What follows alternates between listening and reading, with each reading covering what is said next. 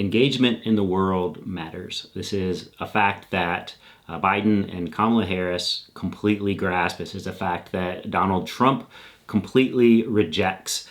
We have Joe Biden going to Angola. This is the first trip to Africa by an American president since 2015, almost 10 years. Trump never went. Biden hasn't gone yet. You'll recall, hired his Secretary of State, Rex Tillerson, a little over a year into his first term. On his way back from Africa, fired him via tweet. Rex Tillerson understood the importance of Africa, even through the lens of fossil fuels, a lot of oil in Africa, resources, untold resources in Africa, but also people. The fastest growing population in the world as a continent is Africa. This is a fact that China understands. That's why they've been working on African relations for years.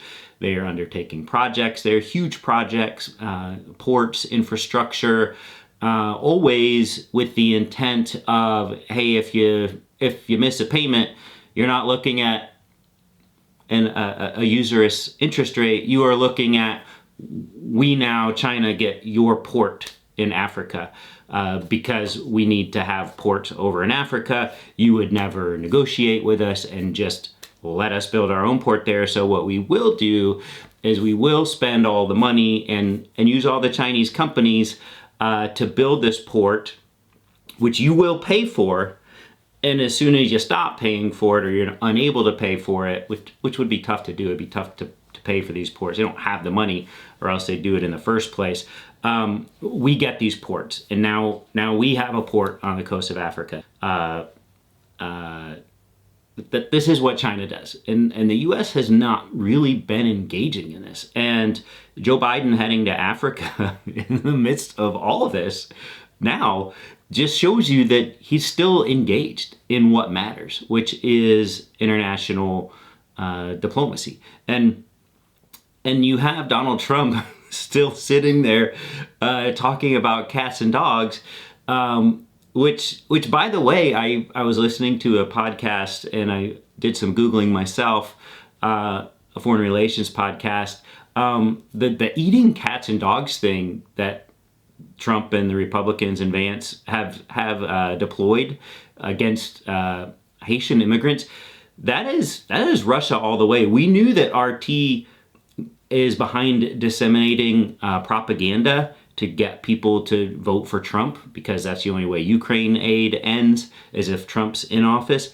The whole eating cats and dogs thing, that's part of the Ukraine war as well. Each side accusing the other side of eating cats and dogs. Russia themselves talk about hordes of people coming into their country eating cats and dogs. So this is Russia through and through. So yet again, we have Trump just doing what Russia tells him to do. They're like, hey man, this works. Just as surely as you can look at a how-to on how to get more views on a YouTube or how to get more likes on a tweet or whatever it is you want, everyone's always putting their hacks in. Russia has hacks about propaganda, but they're not just hacks. They're actually tried and true, and they work. And any time you see an outlandish, where the heck did that come from Trump or Vance or one of their surrogates, I mean, you can almost guarantee that it has happened in Russia already.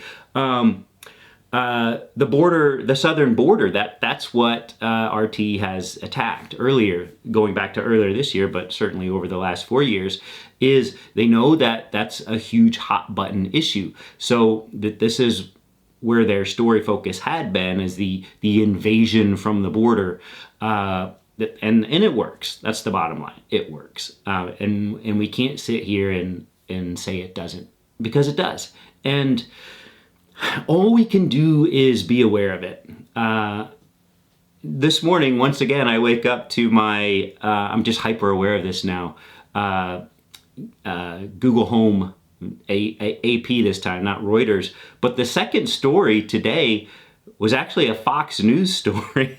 It's about North Carolina, and I'm just laying there in bed. It's early, it's dark, and I just hear, and from Fox News, the first one was from AP, the next one was from Fox News, and I was like, wait, what are they gonna say? And sure enough, they have this Fox News reporter from the ground in North Carolina just leading off with the government not doing anything to help. And they talked to a person, and I just said, hey, G, stop.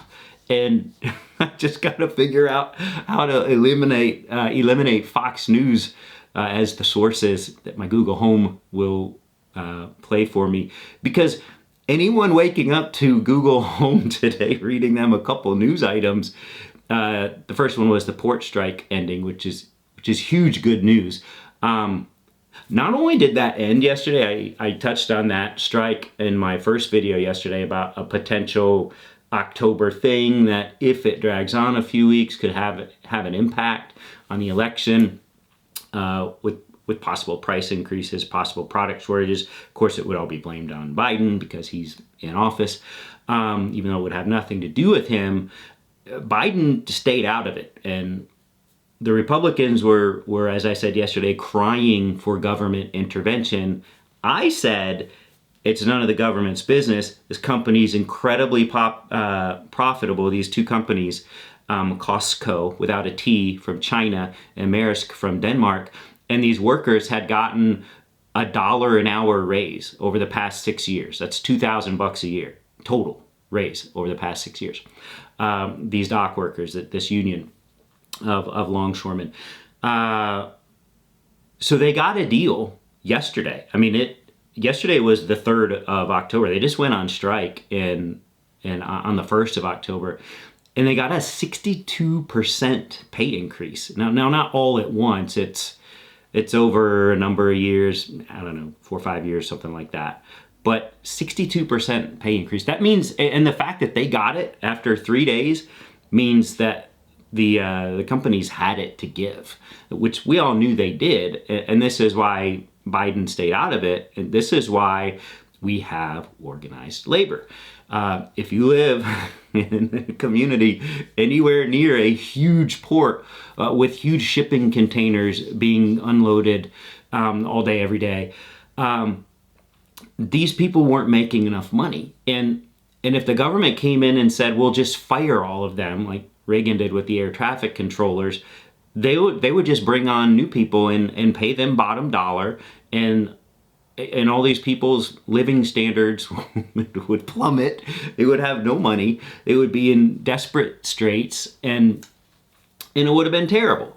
But instead, the government stays out of it. We have collective bargaining. These people have a collective voice that they wouldn't have if it was just a few angry dock workers who wanted more money.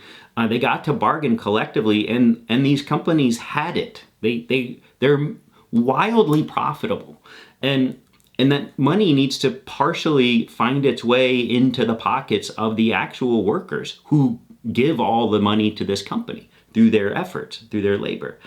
So this is an example of the system working, and it only helps communities when workers make more money. They have more money to spend things. It's just better for everyone when workers make more money, and when management makes less. Sorry, doesn't make me a socialist, doesn't make me a communist. I'm just saying the people at the top have way more than they need in many cases, the people at the very top. And the people at the bottom always have way less than they need. I used to run my own numbers when I would work at companies doing their planning and budgeting with percent, payroll stuff, per percent that the top made, and the executives and their bonuses, and the percentage that the bottom made. It's just sickening. It's nauseating, and it is. I mean, I know people put it in the press sometimes, and we have nameless, faceless studies, but when you're actually working with these people and you see that this person makes this and this person makes that, and and this person's worthless, and this person does everything, and they're killing themselves, and they don't want to give this person a raise or a promotion because they don't have a college degree, and all, therefore the attitude is, well, where are they going to go? They can't leave here. Where would they go? That's nauseating. Sorry for that tangent, but so great news that strike got settled in favor of the laborers, as it should have, and as it was eventually going to. It's just shocking how quickly it happened. And then the international stuff with Biden not only continuing to engage on the national stage, but engaging at all, which Trump would never do. He would meet with Putin. He would go to visit with Kim Jong-un. He would only visit with the worst people. And if he was doing something over with NATO or something like that, then he was just an embarrassment to the country with how he would treat the leaders of those countries or the diplomats of those countries. He's just an embarrassing bully, and with no social graces. That's Donald Trump. So in a world which exists as a world, not as a nation, as Donald Trump thinks it does, there's actually a whole world out there. We're not even getting into Netanyahu escalating more against Iran and whether they will attack the oil facilities or the nuclear facilities. I think he's going for the oil facilities because that will result in an oil shock, which will freak everyone out, which will help Trump here right at the end. It will make everyone think it's Joe Biden's fault. It's nothing to do with Joe Biden. He's doing all he can. But I mean, if they could get access to the bunker busters, if Israel could, to actually reach the nuclear facilities so far underground, I mean, they would need our permission to get those and to use those. I think he would take this opportunity to try to cripple or set back by a number of years the nuclear program in Iran again. I just don't know that he's going to be able to procure those weapons to do that. But the oil, for sure, that's Iran's source of income, and it helps Trump's chances here in a month or so. So I absolutely think Netanyahu will be doing that, attacking the oil fields or oil facilities. So that's just a little foreign policy for you today. Thanks for watching, and we will talk again later.